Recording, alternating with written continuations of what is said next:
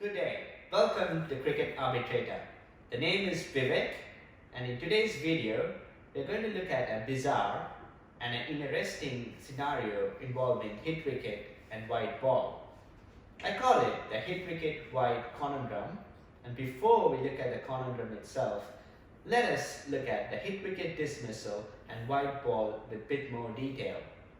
Let's begin with watching a couple of hit wicket videos.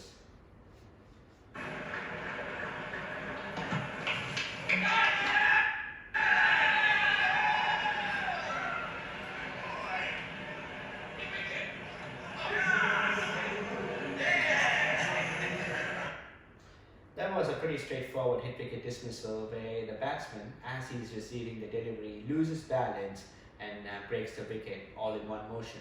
Let's look at another video.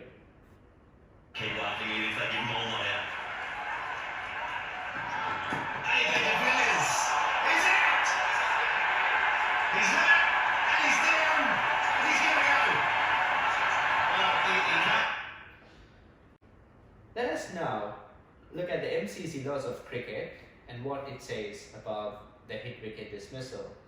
The key word here is after the bowler has entered the delivery stride and while the ball is in play. So that is when the hit wicket comes into play. Now let us look at the laws of cricket involving the white ball. Law 22.2, call and signal of a white ball. If the umpire judges a delivery to be a wide, he or she shall call and signal a white ball as soon as the ball passes the striker's wicket.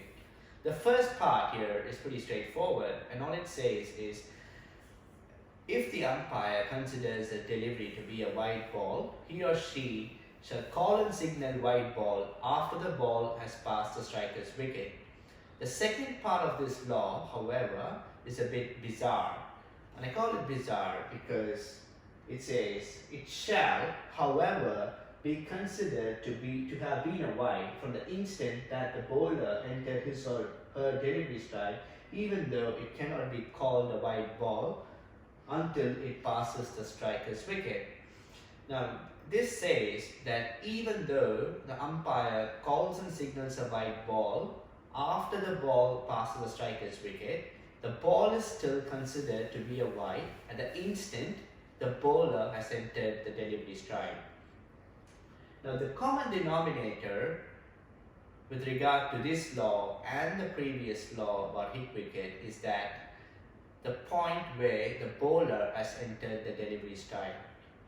So, as soon as the bowler enters the delivery stride, we've got two things: the hit wicket that comes into play and the white ball that comes into play as well.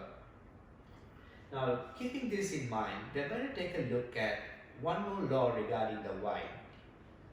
That's law 22.6, which is the penalty for a wide. The penalty for a wide is 1 run added to the batting side, and the 1 run is instantly added to the batting side even if the batsman is dismissed. And we are going to look at yet another law, law 22.9, which talks about the ways a batsman can be out of a white ball. There are 4 ways where a batsman can be dismissed of a white ball.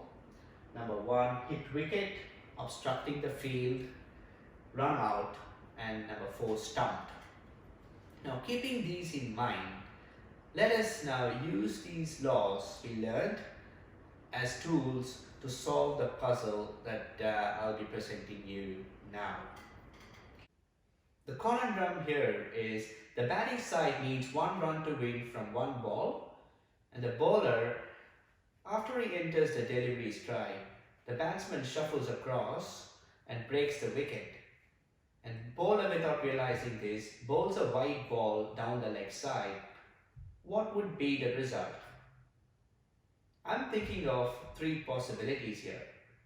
The first one, the square leg umpire can give the batsman out hit wicket because hit wicket is a valid form of dismissal after the bowler has entered the delivery stride. And in this occasion, the bowler enters a delivery stride and the batsman breaks the wicket. So he's liable to be out hit wicket. Now, we also know that as soon as a hit wicket happens, the game is over because the game's ended in a tie. And after the conclusion of the match, the ball becomes dead, and so there's no further play. So, one possible option is that the game could be a tie. The second option is a wide ball and the batting side wins, no hit wicket. The bowler's an umpire. If he considers the ball to be a wide ball, he can still call and signal a wide ball after the hit wicket dismissal. The umpires can still call and signal wide ball even if the ball is dead. And when you look at this from the other perspective, we've also got this bizarre law which says that even though the umpire calls and signals a wide after the ball passes the striker's wicket, it is still considered to be a wide at the instant the bowler enters the delivery strike. So based on law 22.2, it could be 1 run from a wide ball and the batting side wins. Now, there's a third possibility here. When you look at the laws very closely, both hit wicket and wide ball happens at the same time. And it could be a hit wicket, so the batsman is out and the batting team is all out, and then the umpires can also apply the law 22.2 and signal a wide ball, which means 1 run will be added even if the batsman is dismissed. So that was law 22.9 we saw, where 1 run for wide will still be added to the batting side even if the batsman was dismissed hit wicket.